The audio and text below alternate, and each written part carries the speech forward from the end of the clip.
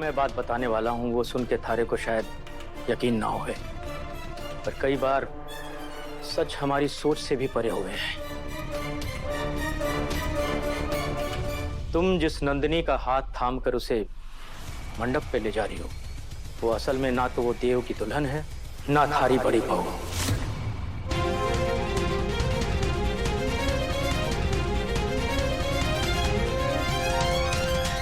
भाई साहब, उस दिन सगाई वाले दिन भी आपको गलतफहमी हुई थी, पर आपने खुद अपने कानों से सच सुन लिया था। फिर से ये बात क्यों दोहरा रहे हैं? क्योंकि मैं चाहूं हूं कि ये सच सिर्फ हमारे बीच ना रहे, थारे को भी पता चले। और अब वो समय आ गया है कि थारे को भी सच्चाई पता लगे। भाई साहब, बार बार किस सच की बात कर रहे हैं देव? वसुधा,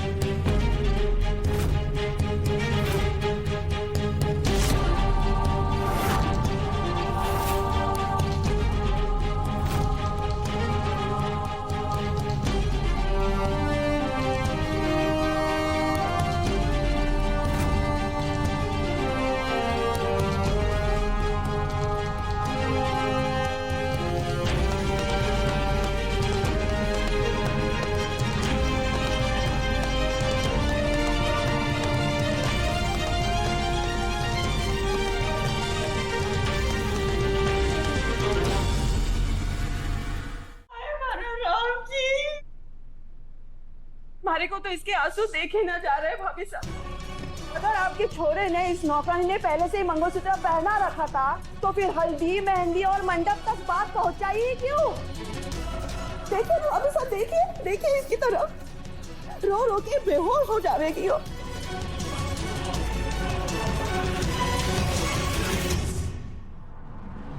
वाह चंद्रिका जी वाह, मानना पड़ेगा आपको।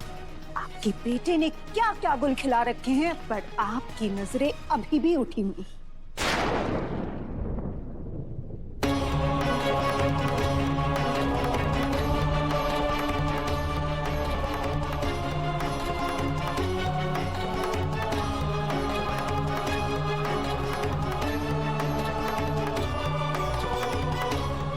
माया जी, अमन जी, आज जो हुआ उसके लिए हम बहुत शर्मिंदा हैं।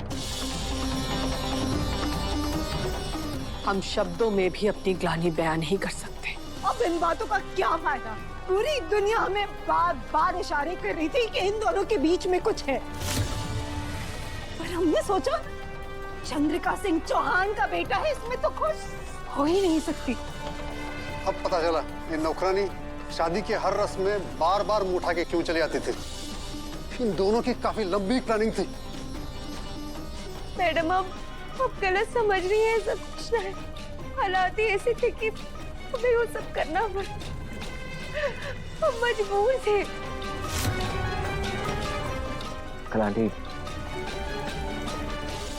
रियली सॉरी, हमने आप लोगों का दिल दुखाया। और नंदिनी, मैं तो तुमसे माफी मांगने के भी लायक नहीं हूँ, लेकिन मुझे पता है कि तुम जैसी समझदार लड़की जिस दिन मेरी इस सिचुएशन को समझेगी उस दिन मुझे जरूर माफ कर देगी। I'm really sorry, तुम्हारे साथ ऐसा बिल्कुल भी नहीं होना चाहिए था। खुद को संभालो बेटा, ये लोग तुम्हारी अच्छाई के काबिल ही नहीं है। मेरी बेटी ने आपको अपना सब कुछ सौंप दिया, लेकिन उसको इसके बदले में मिला क्या? इतना बड़ा धोखा, वो भी इसकी खुद की शादी में, खुद के मंडप में। बड़ा गुमान था ना आपको अपने बेटे पे, लेकिन मैं तो कहती हूँ ऐसा बेटा होने से अच्छा है बेटा ही ना हो।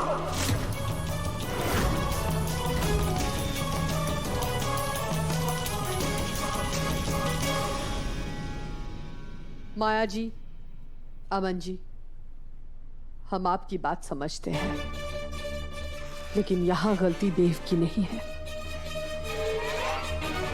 गलती हमारी परवरिश की है।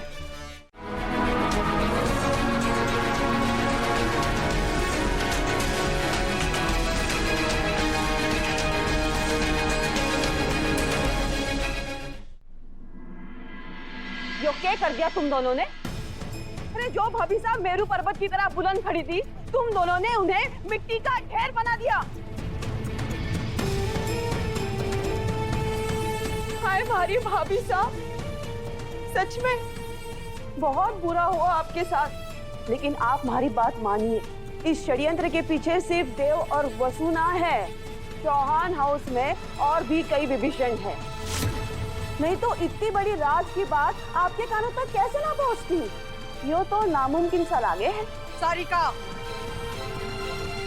ये घर हमारा मंदिर है और इस घर का हर सदस्य इस मंदिर की मजबूत नींव।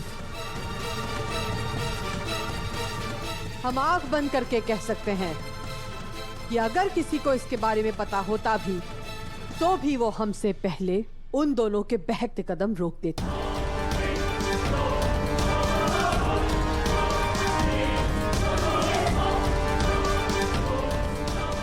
भाभी साहब, आज हमारे को पता चला कि आप कितनी भोली है, सच में। लेकिन कोई बात ना, सारिका है ना, आज सारिका सबके सामने ये साबित करके रहेगी कि इस घर के बाकी लोग भी इस षड्यंत्र में शामिल थे।